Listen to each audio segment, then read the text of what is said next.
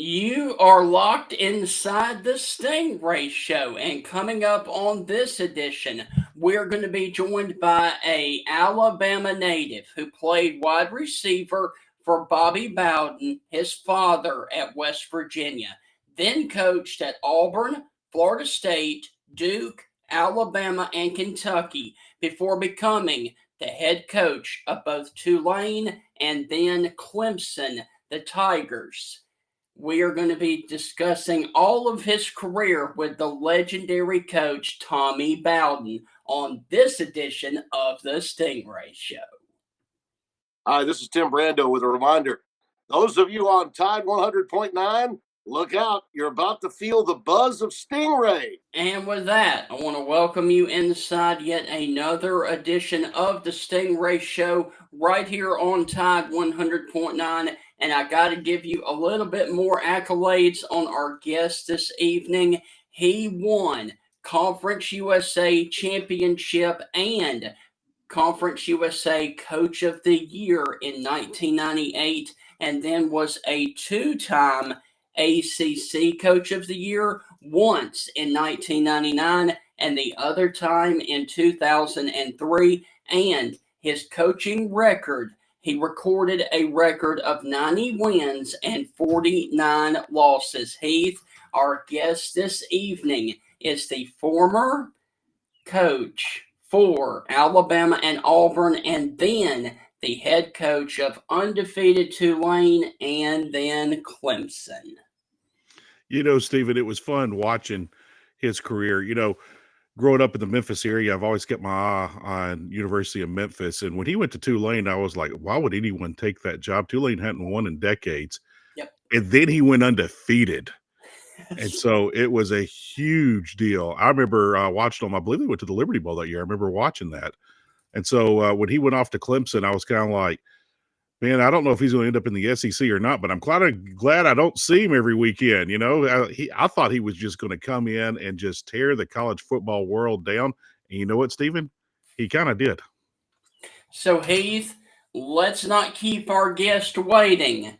Here is Mr. Head Coach Tommy Bowden, formerly of the Clemson Tigers. Coach Bowden, how are things with you, my friend? Doing well. Thanks for having me on.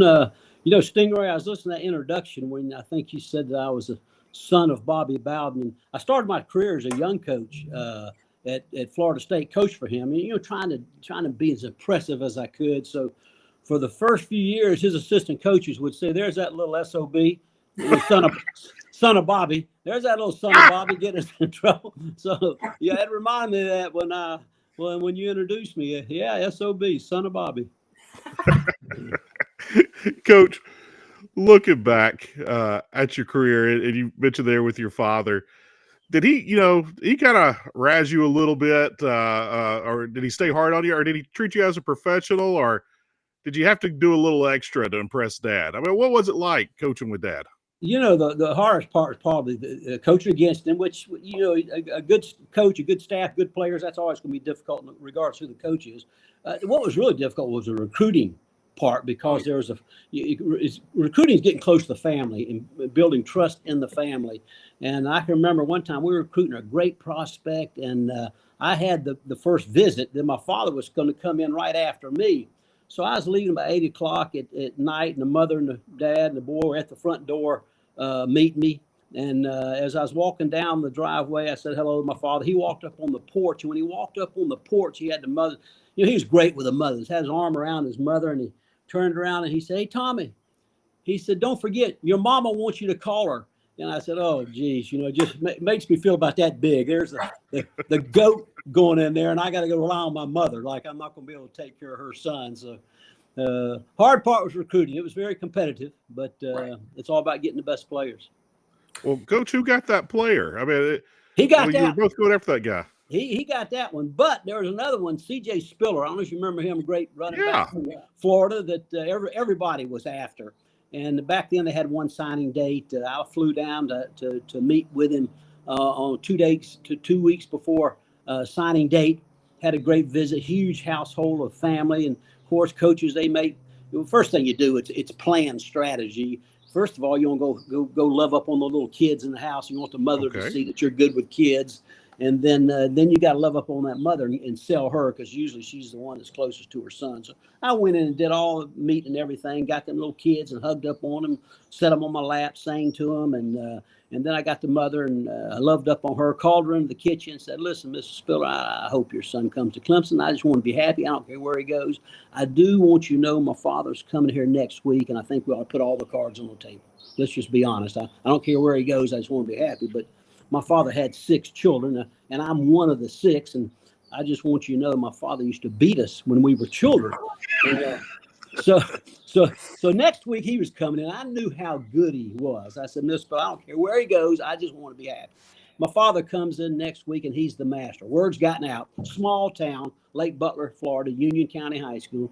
So he, of course, every house has a spy. The running back coach might be from Florida State. The defensive coach from Florida.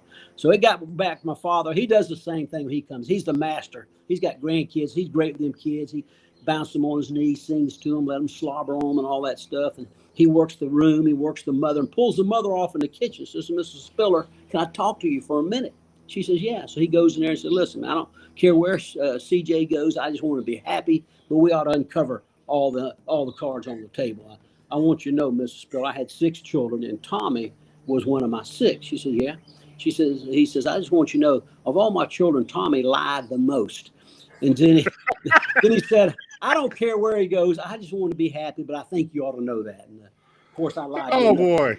I lied good enough to beat him, and we beat him the next 4 out of 5 years. But so it's all about maybe stretching the truth to get the good play. Nowadays, all you got to have is money.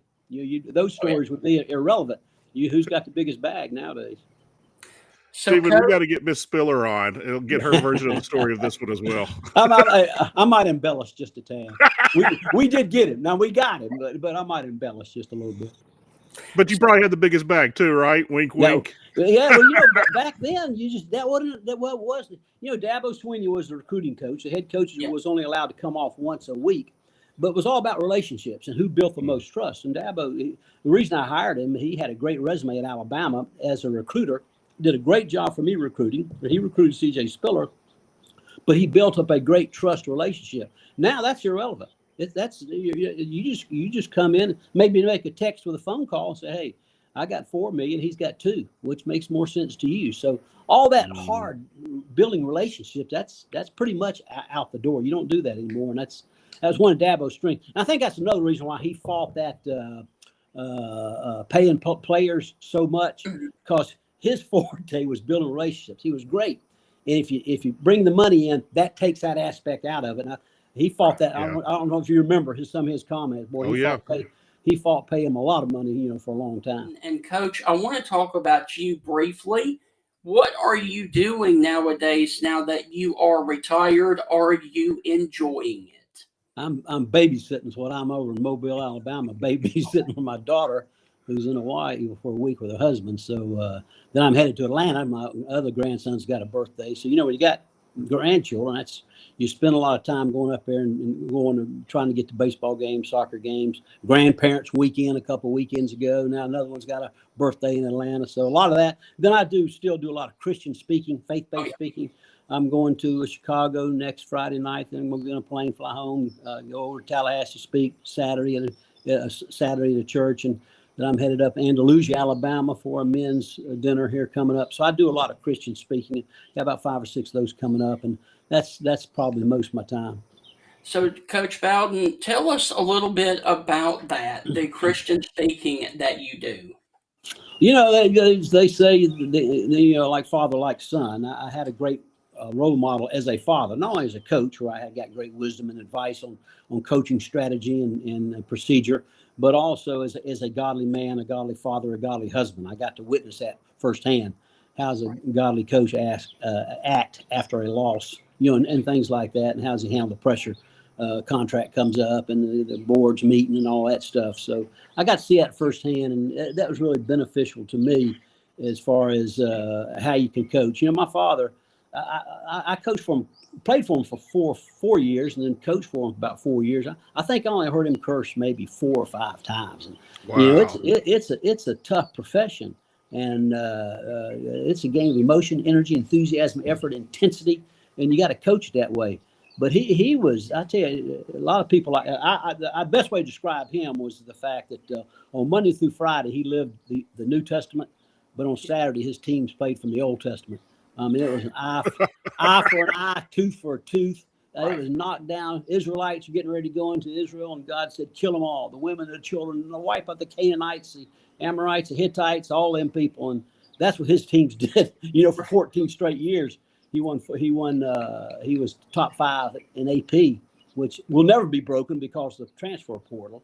So, I learned that you can still have tough, aggressive, hard-nosed team without, really damaging the English language with cursing and stuff like that. You can still be hard-nosed. So that I learned a lot of it professionally, but some of the Christian godly aspects of trying to be a godly man and father, I've tried to uphold too. And that's where I got he spoke at these events his whole career.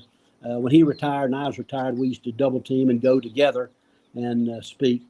And so that's kind of what I continue to do. Thank you, Coach. I wanted to ask you, I thought about this idea for a book. I've never written a book in my life. I'm probably not going to, but how important is it to know who the heroes are of your father? I thought about that one time and I was like, that's important to me. My father's 80 years old. And I was like, I want to know his hero. I know he loved John Wayne and those guys, but who were his heroes in life and who influenced him?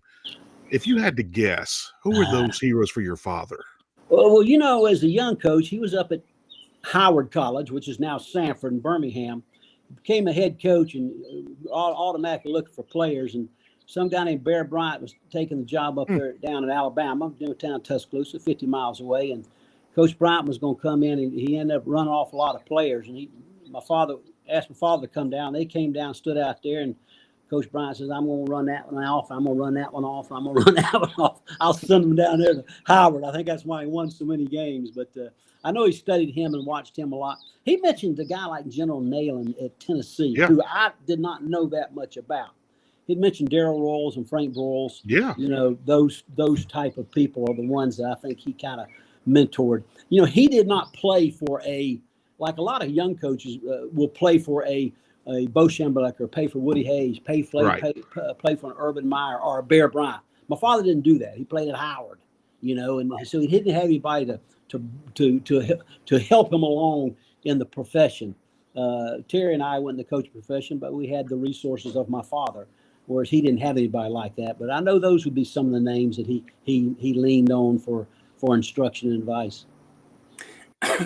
So, Coach Bowden, you talked about briefly playing for your father at West Virginia from 1973 through 1976.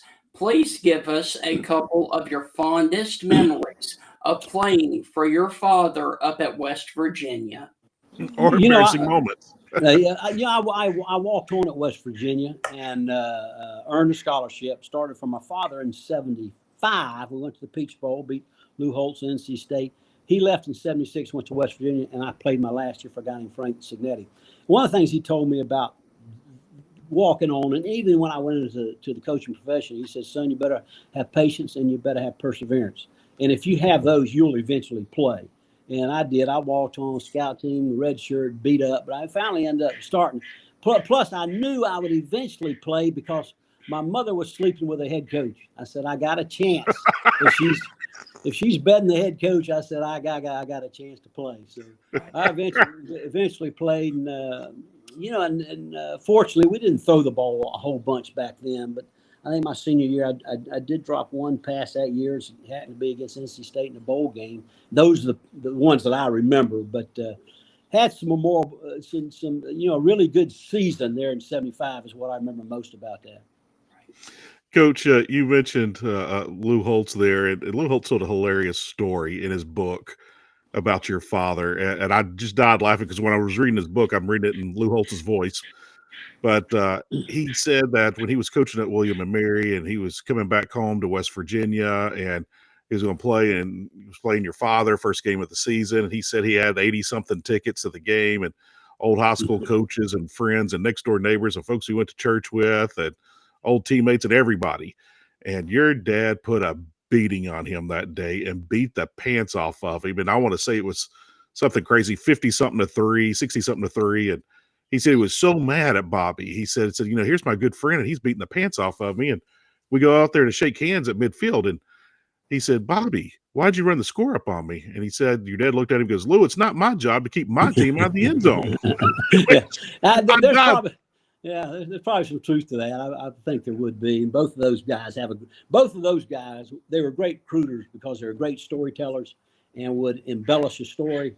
Coach Holtz probably embellishes that just a little bit, but I could see that being true. When you mentioned tickets, you know, I was at my grandson's baseball game the other day, and a guy recognized me. He said, you know, I heard your father speak, and great speaker. He said, I remember one joke you told me. And when you mentioned tickets and Lou Holtz, and I thought you were going to mention that time when the story my father tells he went to Florida State, but they weren't drawing anybody. I mean, nobody would come to the games. Head coach got 10 tickets. He was going to use 6 of them, had 4 left. He couldn't give them away. He tried to give them to the janitor, tried to give them to the neighbor. Nobody would take them.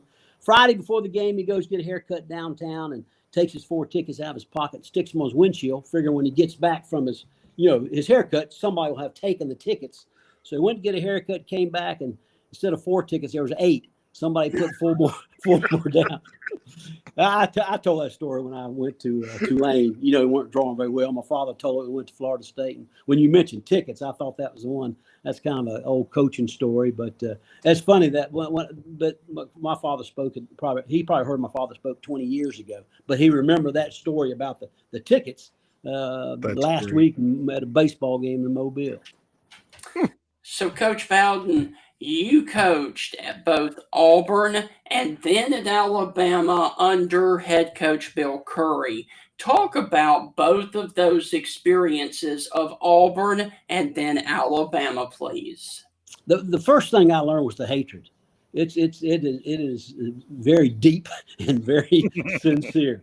And I've coached in some great rivalries: Florida State, Clemson, South Carolina, Duke, North Carolina. You know, some really good. That one is just flat out cold blooded. They don't go for flesh wounds. They go to cut the neck and stab you in the heart and all that stuff.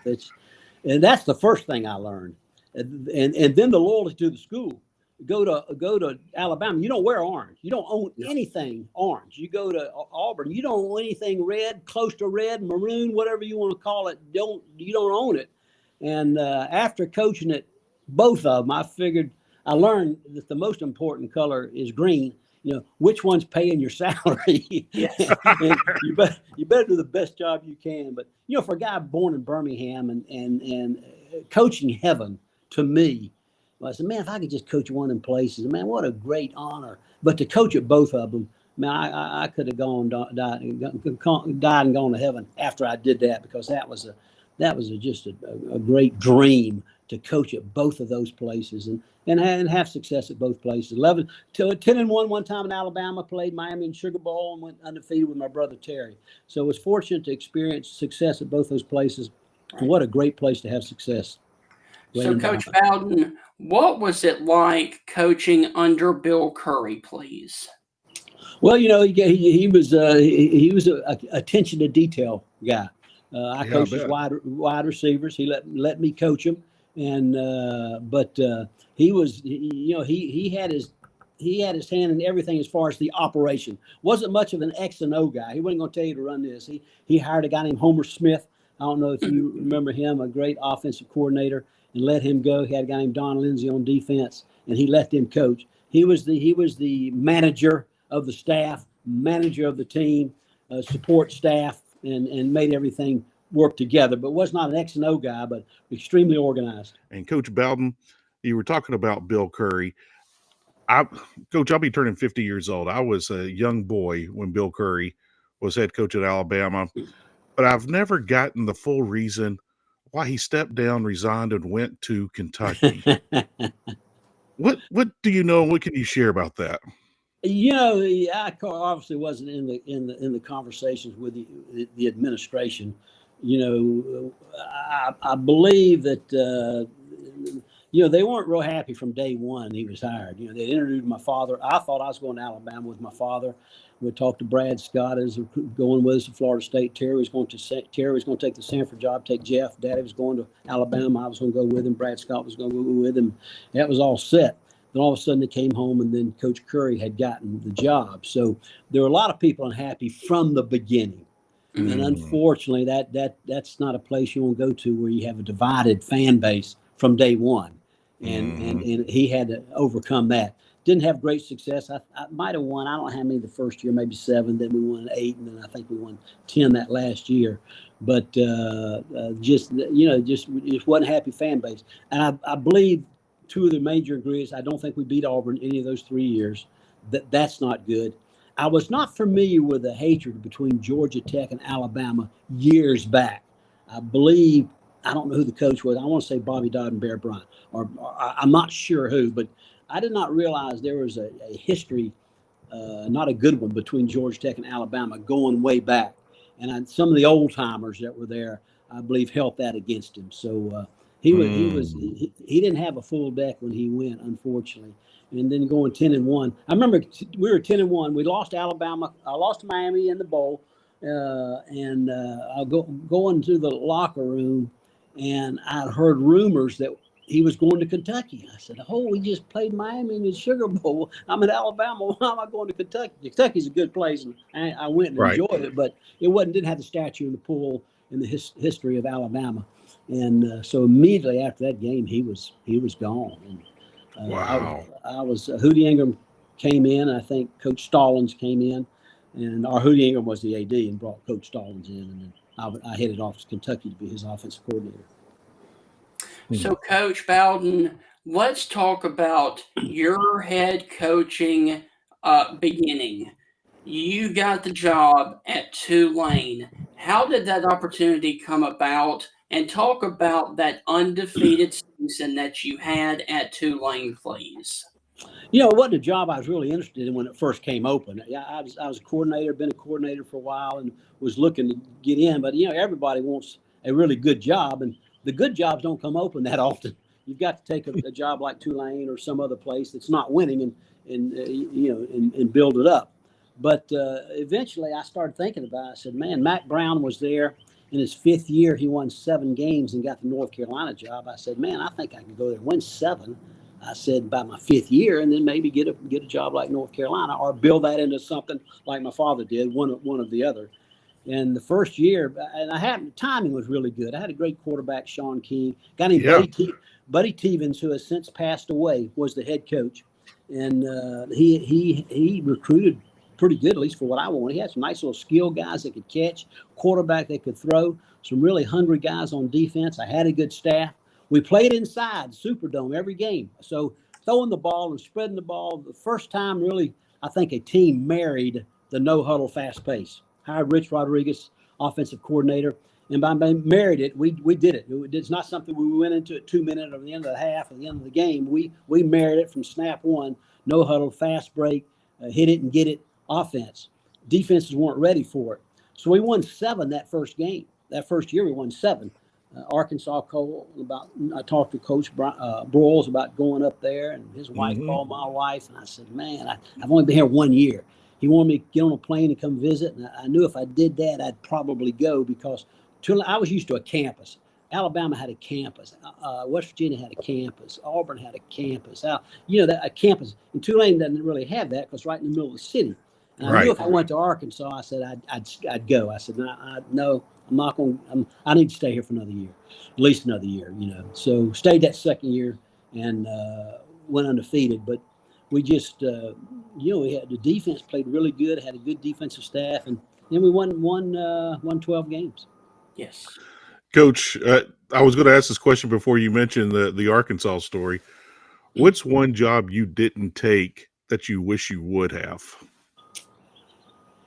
I don't know if there is any because Arkansas, the 6 months before I left Clemson, I actually met with Arkansas again. A guy named Jeff Long was the AD, and I coached with him at Duke, and I met with him in Clemson twice.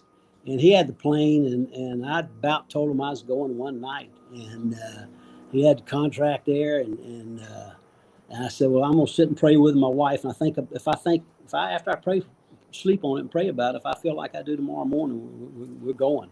We're going. My wife went out and bought a red dress. Of course, Clemson, you don't buy a red because that's South Carolina's color. But for the press conference, and I called my SID in and said, listen, I'm gonna call my coaches off the road, and I about went, but I don't know if I would have, I don't know if that's one I wish I would have taken. God's put me in some great places. Alabama and Auburn. Who from Birmingham gets to coach at both of those places? Duke, Right. a great academic institution. Players played hard. You kind of learn how to manipulate those, or work with those type of players that are great effort guys. And man, I've coached Florida State, Kentucky. I could go on Tulane. I've coached some great places. So even though the Arkansas thing didn't work out, they took that plane. Didn't take him long to take that plane, go to Atlanta, pick up Bobby Petrino, and have tremendous success. So Right. they made the right decision. I think even though I only stayed 6 more months at Clemson, I think it was the right thing. So, Coach Bowden, after Tulane, you got the head coaching job at Clemson. Talk about how that opportunity of going from Tulane to Clemson came about. Well, when you're going undefeated at a place like Tulane, you're going to get some opportunities.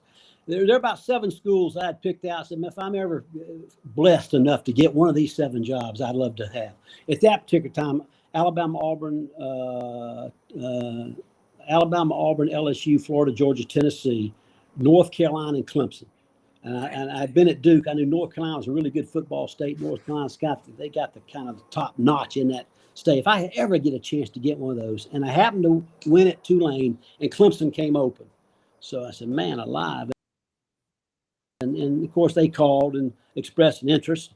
I remember meeting with them on I think a Thursday or a Friday.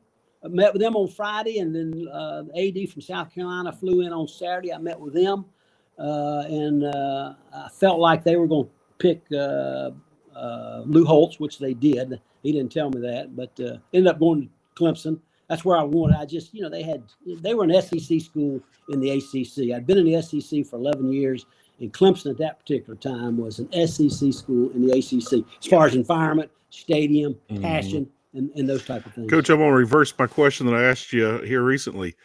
What's one job you really wanted but didn't get? I really, I always wanted jobs. I interviewed at Kentucky. I probably wasn't ready for it. When I was at Auburn, the AD and somebody, a board member, flew down and met me in Auburn at my house. And I said, man, going to Kentucky. Ended up hiring a guy named Hal Mummies, who they ended up hiring, which probably worked out well. They had a lot of success under him. But at that particular time in my career, I said, man, I'd love to go get that job. I was disappointed when I didn't. And I went to Ole Miss to interview when Tommy Tuberville got the job. Me and my wife flew over with a private plane. They took us around, and I, met with the board, and I kind of wanted that one, but they were coming off probation, and I didn't feel as comfortable. And Tommy and Tuberville ended up obviously getting the job and doing a great job. But the Kentucky one, I wanted a little bit more. They didn't have to fight that probation thing. But I didn't get it, but it worked out good. Yeah, I mean, God knows exactly what He's doing, and He surely did that. So, Coach, I know that you were on a time crunch. I've got 3 questions left, and then we will let you get out of here. The first one, talk about how much pressure was on you at Clemson to face off against your dad for the first time in the Bowden Bowl, please. Wasn't a whole bunch of pressure, simply because, and I didn't realize this till the next year we went to Tallahassee. Clemson had gone to Tallahassee for 10 years, 5 games, and not scored a touchdown. The standard wasn't that high. Score a touchdown, Tallahassee, they'd be happy. Just score some points against Florida State. So that expectation. Now, we were ahead 13-3 at halftime. Ended up losing 17-13, I think, or we might have had 10-3, but we ended up lost close. I lost my next 4 and got, 3. He won the first 4 in a row and killed me. The next 3, he killed me. He just killed me. I said, "Oh man!" Then the pressure mounted. Say, "Hey, we hired you to beat Bobby Bowden. You got to beat him. You got to beat Florida State. They're the what Clemson is now in the ACC." So I ended up winning 4 out of my last 5, which relieved some of that pressure. But there's pressure, and that's as a coach, spending time in the SEC and being brought up my father and his success, you want those type of environments. That's what you want. It pushes you to your max professionally. So, but there was tremendous pressure. Not the first year, maybe not the second, because the second year we went to Tallahassee and they hadn't scored a touchdown in 10 years. I said, "Hey," and we scored one, so that was a victory, But it did intensify. But fortunately, we responded, and I remember, gosh, I'd lost 4 in a row to Florida State. The AD called me and said, "Hey, we hired you to beat Florida State." Then I beat my father 4 out of 5. His AD called him and said, "Hey, we hired you to beat Tommy Bowden and Clemson." So they fired us both, and they took care of that. They fired us both. That wasn't a problem. So, Coach Bowden, your first year at Clemson, you made it to play Mississippi State, but then lost that game. Yeah. Talk about going to a bowl game your first season at Clemson, and then ultimately wrapping up the season against Mississippi State. Well, they were coming off a 3-win season before I was hired. We doubled it and got 6 wins. Back then, 6 wins, and I think we won 5 conference games. In fact, that year I got ACC Coach of the Year. Now, my father went undefeated. My father won the national championship. My father beat us in Clemson, and I got Coach of the Year. So I think there's some kind of sentimental value in that. Right. But I think in Mississippi State that year, they were a 10-win team. At least after the bowl game, I think they were a 10-win team. So it was 10-3, or it was a low-scoring game. We just couldn't do anything offensively. I was actually there, Coach. 17-7. Okay, 17-7. I remember it was a low-scoring game. We couldn't generate any offense, but it was good in the first year because your fan base is okay. First year he went from 3, doubled his wins, and the next year we won 9, so we went from 3 to 6 to 9. So it looked like we were making progress and trying to do things right and having some success. But playing Mississippi State that first game was 6-5. Doesn't seem like much now, but back then where Clemson was as a program, it showed some movement in the right direction. Now, Coach, you took Clemson to a bowl game every single season you were there except one in 2004 because of a brawl in the Palmetto Bowl, which is your arch rival of South Carolina. Coach, what happened on that field that day that you think led up to that brawl and both teams not playing in a bowl game? This is not an excuse, but it's the mindset of a 19-year-old and 20-year-old at that time. That's who I was coaching. But that Friday night, 2 basketball teams got in a huge brawl, and it worked its way up in the stands. I mean, it's just total chaos, and it was a huge fight. I don't know who the 2 teams were, but they played it over and over and over. Saturday morning, biggest fight they ever had, played it over. My players, they just saw that and it got saturated in their mind. I didn't think anything about it. Then we're playing South Carolina, our rivalry, a couple of things. Number Lou Holtz had announced his retirement. So they did really, in essence, their players did not have a head coach on the sideline. He was not going to be the guy. And then playing in Clemson, we had an SEC crew. And as a pregame ritual, our team stands up at the top of the hill and runs down. ACC officials know, hey, go down there and stand in the end zone. Keep the opponent's teams from filtering down there and stand at the bottom and taunting us, Well, SEC officials wasn't familiar with that. Let South Carolina go down there, stand at the bottom, taunting us. So the intensity of being a rivalry game, that fight before, they didn't have a head coach.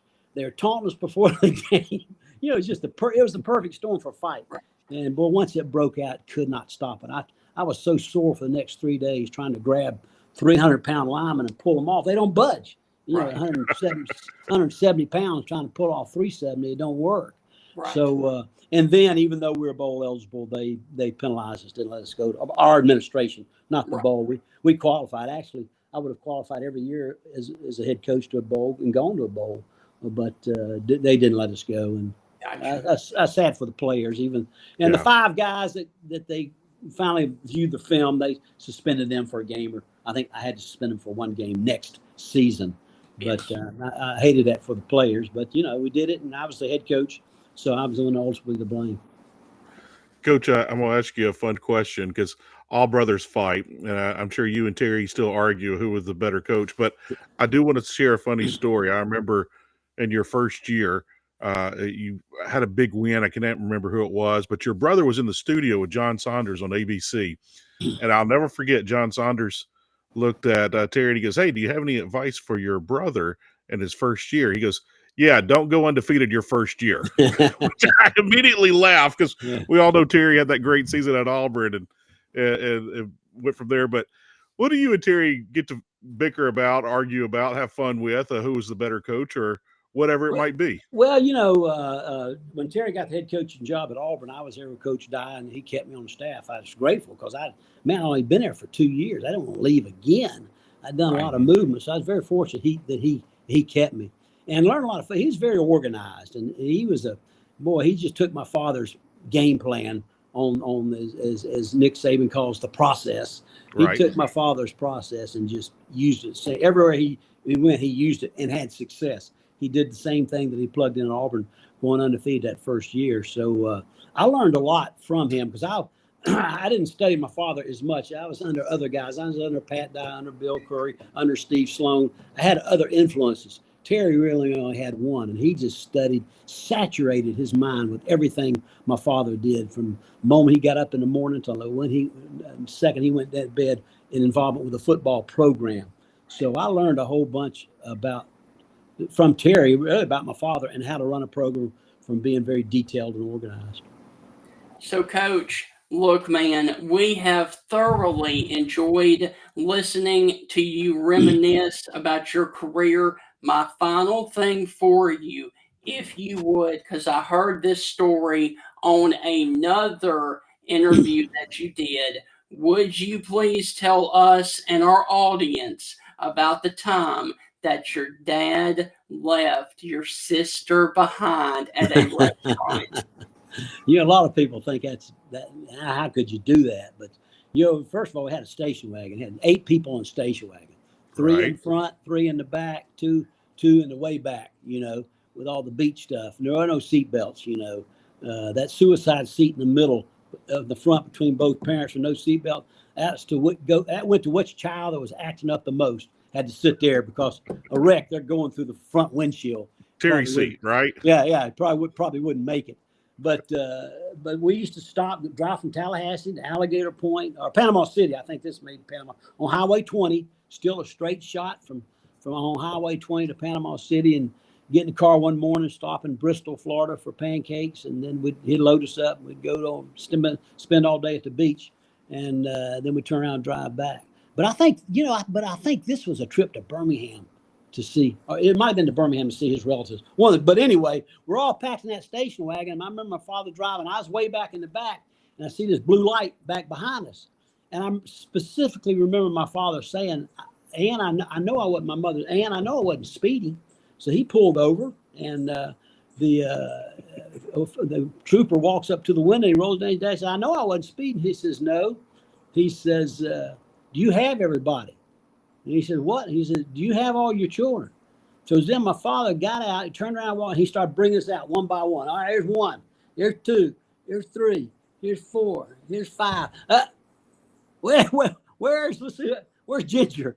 And we had stopped at a restaurant to eat. She went to the bathroom, Ginger, the youngest. She is now a state attorney down here in Florida. But she was the youngest and gone to the bathroom. Everybody got in. They didn't count heads, and sure enough, we left one. I had to go turn around and go back and get her, and continue on the trip. Actually happened, but 5 kids in a station wagon, all packed in there. How do they know? But Yes. She's still with us though. I got you. So, Coach, you mentioned that you were doing a speaking engagement here in the state of Alabama. Please let everybody know again when that is and where they can come and hear you. It's this Saturday in Andalusia. Okay. I'm assuming it's 5:36. I haven't looked at my final itinerary yet. It's a few days away, but I do know it's Saturday night in Andalusia. It's a men's dinner, men's steak dinner, I believe. So anybody that hears this is close. I'm sure they're welcome. They'd love to have you. So be a good night of a good night of faith, family, and a little bit of football. Awesome. Coach, you talk about food. This will be my last question, but it's a fun one. On all your recruiting visits in home, what meal did you eat the most? Because I heard Phil Fulmer say he ate more meatloaf than he thinks than anybody on the planet. So what meal did you eat the most? Probably chicken and barbecue, being down where I was recruiting. And it seems like I had a bunch of fried chicken, which I love because that's all we got when I was growing up, and barbecue probably the two that I had the most of. There you go. Coach Bowden, look, man, thank you as always for taking time out of your schedule. Please come back and join us anytime because we've got a ton more questions for you about your time at Clemson and at Tulane. And enjoy your speaking engagement this weekend in Andalusia, my friend. I appreciate it. Thanks for having me. Y'all have a good weekend. Have a good summer. Yes, sir. Thank you Coach so Bowden. much. Take care. All right. Bye-bye. Bye-bye. So there, of course, ladies and gentlemen, was former Clemson head coach and Alabama native Tommy Bowden. And we really do want to thank him for joining us. And Heath, let's just briefly go over his coaching record as a head coach. Get this, at Tulane, the first year, 7-4. The second year, 12-0. Then he goes to Clemson, 6-6. The next year, 9-3. The following year, 7-5, 7-6, 9-4, 6-5, 8-4, 8-5, 9-4, and then when he retired, 3-3. So he's as a head coach, he never had a losing season, and that speaks volumes. Yeah, and another thing I want to add to that, Stephen, if you add all that up, his coaching record was 90-49 overall. Yep. That is very impressive. And so, a lot of people want to look at a lot of different things with coaches. I would have loved to seen Coach Bowden in the SEC. The good Lord was obviously not leading him to Arkansas, but man, oh man, oh man, right after Houston Nutt, and I thought Houston Nutt didn't get a fair deal leaving Arkansas, Right. and there was some talent on that team. He could have done some big things at Arkansas, and he chose not to, and he's completely at peace about that. And I was happy to hear him talk about that here on this show. But yeah, Stephen, 90-49 overall, and not a single losing season in his career. That's amazing. And Heath, let me also say this before we go to break. I would have loved, because we've got to see son versus dad of Bobby and Tommy. I would have loved to have seen with two of the best teams that they had, Terry versus Tommy of Clemson versus Auburn. Yeah, it would have been. That would have been insane. Yeah, it would have been really, really fun. Yeah. I'll never forget back in the day, the build up. Yes. Even, I mean, we all know about Florida and Florida State, and that game was legendary every year with Spurrier and Bowden. It was just amazing to watch that game. And I'll never forget when Terry got at Auburn, that was a big deal in the SEC. College Game Day back in the, early 90s, mid 90s, they went on campus. They were there doing Sports Center for the week at Auburn. Yes. And that wasn't a big matchup. This was the Sun, taking on Spurrier. Right. And I mean, that's how big a deal that rivalry was back in the day. So, to hear Tommy, being able to coach at Florida State, being able to coach at Auburn, being able to coach at Alabama, as head coach at Tulane and also Clemson. He had a lot of fun stops and his playing career at West Virginia. But he had a lot of fun stops. And, man, you're right. If we had a time machine, we could make some things happen. That would have been something that the media would have shut down. Yes. And that all odds of college football for that 1 week would be on that game. I miss those days, Stephen. We don't get that anymore. Thank you, NIL and transfer portal. You SOB, son of Bobby. Son of Bobby. But it's sad where college football is going and is gone, and it's not going to be fixed. It's ruined. We're still going to watch. We're still going to love it, but it's not going to be the same. Here's the fun thing, Stephen. Even if you're a 5-star quarterback and you come to a place like Alabama or Notre Dame or, Florida or Georgia or whatever, you're not staying for 4 years. No. You're not staying for 3 years. The likelihood of you staying there your entire career, those days are gone. And that's what rips my heart out. Those days are gone. It's whoever has the most money. And it makes sense.